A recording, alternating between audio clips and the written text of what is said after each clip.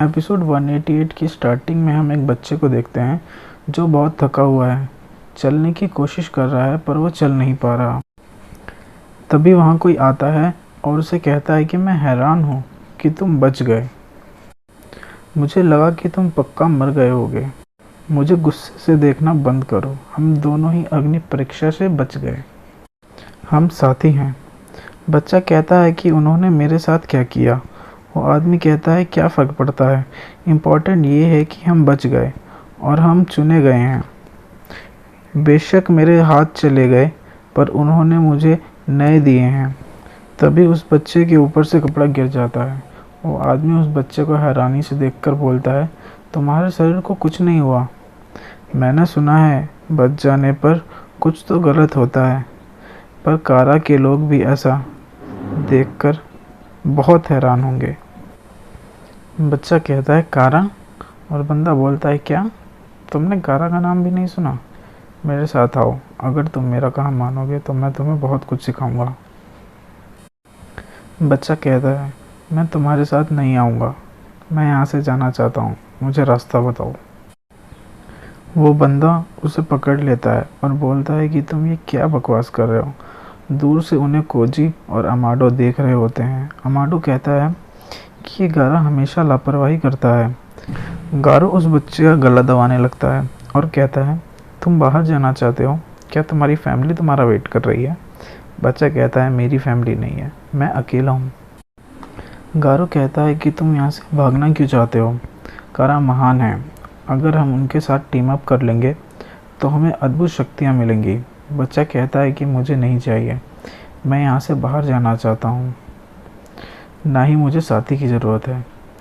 गारा उसे पकड़कर उठाता है और कहता है कि तुम ऐसा कैसे कह सकते हो कि तुम्हें किसी चीज़ की ज़रूरत नहीं है, जबकि तुम्हारे पास कुछ नहीं है। तुम क्या पागल हो, मुझे तुम्हें सबक सिखाना पड़ेगा। मैं तुम्हें ख़त्म नहीं करूँगा, बस इतना दर्द दूँगा कि तुम मरना पसंद करो। अमाडो को लगता है कि ये गारो कर क्या रहा है। उस बच्चे का तो अभी शरीर भी ठीक नहीं हुआ और उसे रोकने के लिए आगे बढ़ता है, पर कोजी उसे रुकने को कहता है। तभी उस बच्चे के हाथ में मार्क आने लगता है और वो गारा पर अपने हाथों से उसके मुंह पर ब्लास्ट कर देता है, जिससे गारा का पूरा फेस जल जाता है और उसे बहुत दर्द होता है। अमाडो ये सब देखकर बहुत खुश होता है। बच्चा भी हैरान होता है और अपने हाथ को देखता है जिसमें एक मार्क है। सीन शिफ्ट होता है। डेल्टा कहती है जिगन सब ठीक तो है ना, मैं सरप्राइज़ हूँ कि तुम्हें भूख है। जिगन कहता है क्या बात है डेल्टा, क्या तुम डाइटिंग पे हो। फिक्र मत करो, तुम हमेशा की तरह सुंदर हो। डेल्टा कहती है मजाक बंद करो, मुझे हमारे पिछले वेसल की फ़िक्र हो रही है। कोजी को इतना टाइम क्यों लग रहा है। जिगन कहता है कोजी कासिन माहिर, स्किल्ड और इंटेलिजेंट है, वो इस मिशन के लिए परफेक्ट है, वो कभी अपना मिशन बीच में नहीं छोड़ेगा। डेल्टा टेबर को पैर से मारती है और कहती है मुझे उसमें कोई दिलचस्प बात नज़र नहीं आ रही जिससे वो इस वेसल मिशन के लिए सही हो। तुम्हें क्या लगता है। जिगन उसे रिलैक्स होने को कहता है और अपना हाथ आगे करता है और एक नई टेबल वहाँ आ जाती है। जिगन कहता है कि वेसल पक्का हमारे पास आ जाएगी, उसका मुझसे बच पाना इम्पॉसिबल है। मुझे गुस्से से मत देखो, अगर तुम खुद जाकर देखना चाहती हो तो मुझे कोई प्रॉब्लम नहीं है, पर यह कोजी का मिशन है, तुम उसकी लीड फॉलो करोगी। अगर कोई इशू होगा तो तुम मुझे रिपोर्ट करोगी। डेल्टा मान जाती है और थैंक यू बोलती है और वहाँ से चली जाती। डेल्टा गारो के पास जाती है जो लोगों को मार रहा होता है और उसे कहती है कि हम लैंड ऑफ फायर जा रहे हैं, सिचुएशन के हिसाब से हमें वेसल को वापस लाना है। गारो खुश होते हुए मुस्कुराता है और कहता है अब मज़ा आएगा। सीन शिफ्ट होता है जहाँ बोरुटो उस लड़के की हेल्प करने की बात कर रहा होता है। कोनोहामारू बोलता है कि हमें नहीं पता कि वो दोस्त है या दुश्मन, पर शायद हमें उससे कारा की कुछ इन्फॉर्मेशन मिल जाए। पॉसिबिलिटी ये भी है कि कोई जाल हो। बोरुटो बोलता है कि अभी ये सब सोचने का टाइम नहीं है और उस लड़के के पास चला जाता है। कोनोहामारू उस लड़के को पास से देखने के बाद बोलता है कि लगता है ये बहुत थक जाने से इसे ये हालत हुई है। इसे खरोच के अलावा कोई चोट नहीं लगी और इसकी हड्डियां भी एकदम सही सलामत हैं। ये क्या है? सादरा कहती है, क्या ये सेम बोरुटो जैसा मार्क है? ये कौन है? कतास्के कहता है कि क्या ये पपेट्स यहाँ तक इसका पीछे करते हुए आए थे? मेरे लिए ये विश्वास कर पाना मुश्किल है कि इन सबको इस लड़के ने अकेले ही ख़त्म कर दिया। तभी बोरुटो के हाथ में दर्द होना शुरू होता है और तभी वो लड़के को भी दर्द होता है। बोरुटो सोचता है कि क्या इसे भी मेरी तरह दर्द हो रहा है। उस लड़के को विज़न आता है जहाँ वो आधी बेहोशी की हालत में पड़ा होता है और वहाँ दो लोग बैठे हैं। पहला बोलता है, एक बार अगर तुमने अपने बेटे को मुझे दे दिया तो मेरा हो जाएगा, समझ गए? फिर वो उसे लड़के के पास जाता है और अपना हुड हटाता है। वो और कोई नहीं, जिगन है। वो कहता है, आज से मैं तुम्हारा पिता हूँ, समझे कवाकी उसे डर के देखता है। जिगन उसकी तरफ हाथ बढ़ाता है और कहता है, डरने जैसा कुछ नहीं। फिर प्रेजेंट में कवाकी बेहोशी की हालत में बोलता है, नहीं। कोनोहामारू सबको उससे दूर जाने को कहता है। कवाकी की बॉडी से एनर्जी जनरेट होने लगती है और वो चिल्लाकर बोलता है, मुझे टच मत करो। उसके बाद कवाकी हवा में होता है, जिसे देखकर सब शॉक में होते हैं। कवाकी होश में आता है और सबको देखता है। कोनोहामारू कहता है, लगता है सच में ये वही है जिसने पपेट्स को हराया। कवाकी कहता है, तुम सब कौन हो? कारा के भेजे हुए चमचे?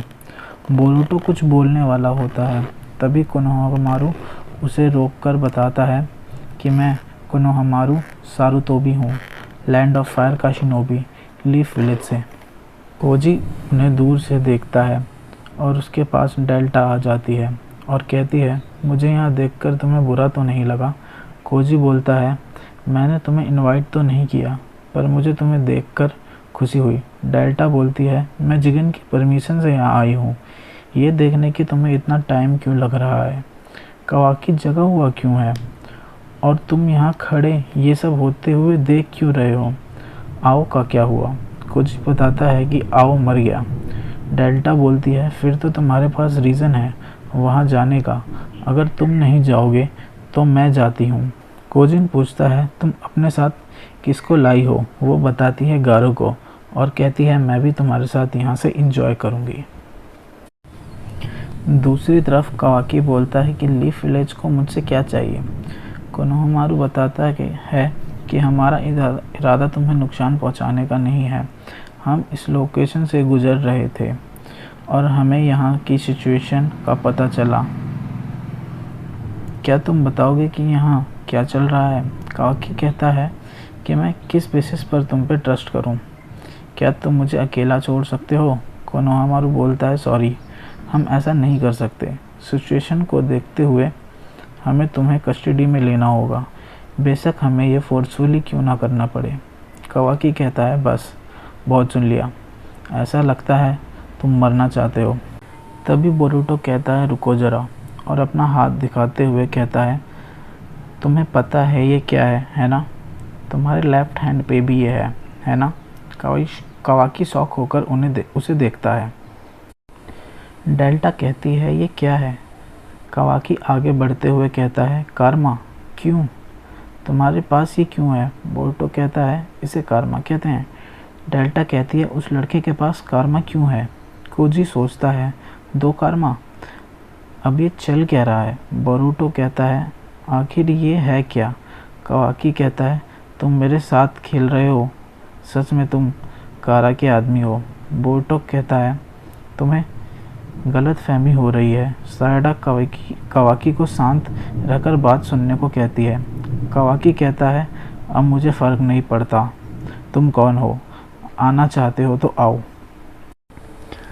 तभी वहाँ एक ब्लास्ट होता है जो गारो ने किया। गारो कहता है सॉरी टोकने के लिए, पर मुझे अब पुराने विसल को वापस ले जाना है।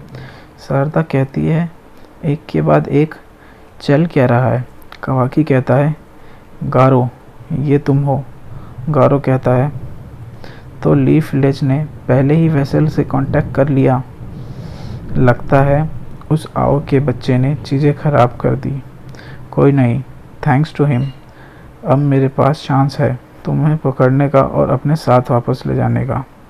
साडा कहती है वेसल कोनोहमारू कहता है लगता है आओ भी इसे ही ढूंढ रहा था। कवाकी कहता है मुझे किसी सामान की तरह ट्रीट करना बंद करो। गारो कहता है अच्छे बच्चे बनो और शांति से मेरे साथ चलो। कोनोहमारू कहता है लगता है ये जिस वेसल की बात कर रहे हैं वो ये लड़का है। गारो कवाकी की तरफ ब्लास्ट करने लगता है जिससे धुआं धुआं हो जाता है। कवाकी तेजी से गारो की तरफ बढ़ता है। उसके हाथ वेपन में कन्वर्ट हो जाते हैं और वो गारो पे अटैक करता है जिसे गारो ब्लॉक कर लेता है और बोलता है अभी तुम काफ़ी कमज़ोर हो, लगता है ये काम बहुत आसानी से हो जाएगा। और हंसते हुए कहता है आज मैं तुम्हारा फेस ख़राब करूँगा जैसे तुमने मेरा किया था। कवाकी कहता है मजाक बंद करो, मुझसे लड़ने के लिए तुम्हें हेल्प की ज़रूरत पड़ने वाली है।